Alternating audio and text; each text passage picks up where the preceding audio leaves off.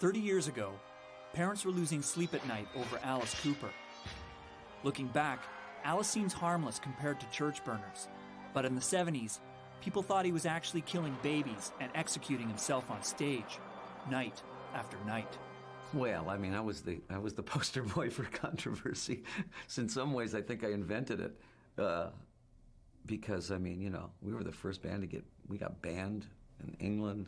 We got banned, and nobody could figure out why they were banning us. We asked them in London, what are we banned for? And they couldn't name anything. I said, is there any nudity in our show? No. Is there any bad language in our show? No.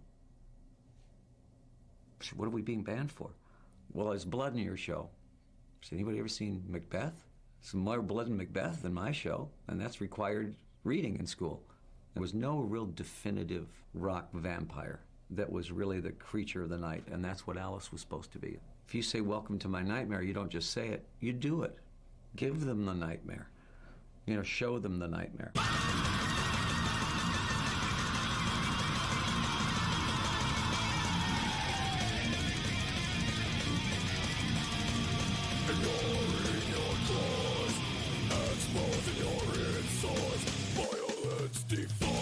Since Alice Cooper, nightmarish images of death and violence in metal have only become more vivid.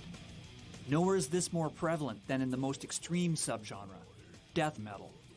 Building on thrash and black metal, death metal's ingredients are guttural vocals, machine gun guitars, and horrific album art.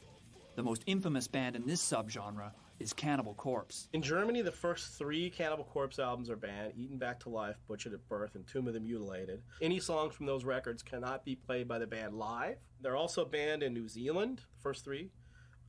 We have to use alternate covers in Australia.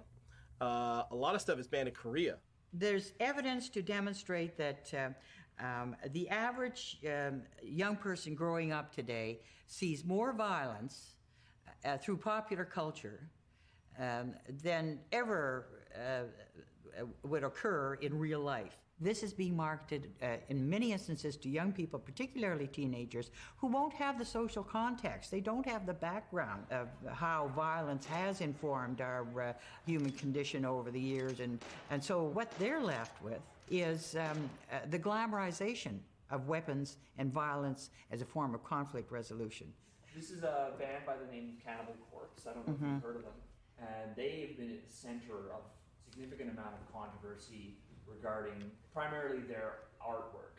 And this is their latest album, which was just released, called The Wretched Spawn. Tell me about what you think of that. Well, it's things are even worse than I thought.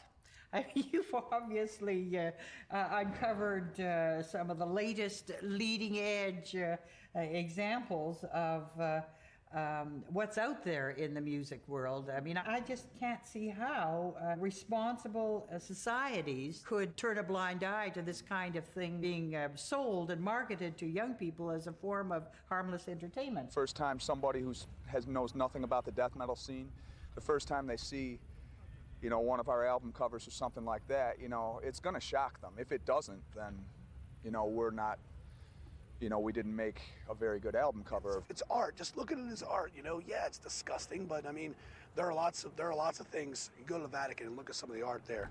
Whew, that's real. That's representing something that's real that could happen. You know, this is just, obviously that's never going to happen. You know, monsters aren't going to come out of, you know, aren't going to rip out of people's bodies anytime soon, I don't think. On the one hand, as you see in lyrics by a band like Cannibal Corpse, there's this fascination with the possibilities of death and the body.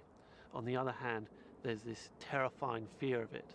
There's an almost obsessive desire to explore that which is dangerous, that which is scary, that which points towards obliteration, formlessness, a delight in exploring the body in its ways of being cut up, destroyed, mutilated. That's a very primal desire that we all have. There does seem to be a connection between how acquainted we are with our own mortality and how much we want to see mortality and death expressed in our art and culture. If you look back a few generations, you'd expect within your family several of your siblings to have died. When these people died, they would be laid out in the front room. You'd go and see them there.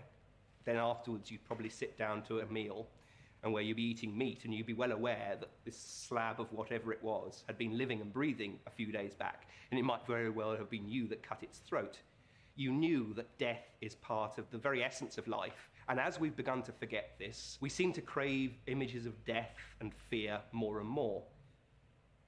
I don't really have a good reason why I craved images of death or mutilation when I was younger, but I do remember sitting on the bleachers after school. My buddies and I, we used to compete to see who could come up with the most brutal metal lyric. And my favorite was Autopsy's Charred Remains. I'll just read a bit for you because I think you'll enjoy it. Burning from the inside out, bloody foam spews from your mouth. Smell the putrid stench of flesh as it burns you to your death. And like afterwards, we would always just like have like total round of high fives. Like, yeah, man, that was fucking brutal. That was awesome.